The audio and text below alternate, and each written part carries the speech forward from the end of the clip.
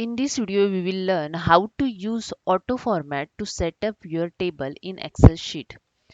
This is my Excel sheet. I maintain here some data. I want to convert into in table to set up the table in format quickly. So let's see how it's done. Just select Alt O and A. That's it. You get here the dialog box of auto format. You can select as your requirement.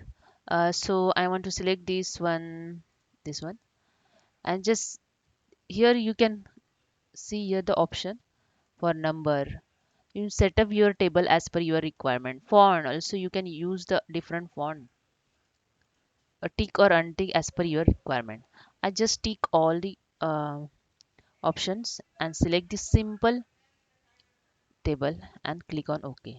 That's it. You can see here the table format is change. If you want to see again, just Alt O A.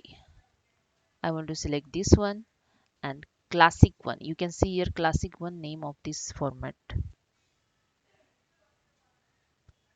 Click on OK. That's it. Hope you understand. If you like this, please subscribe my channel. Thank you so much.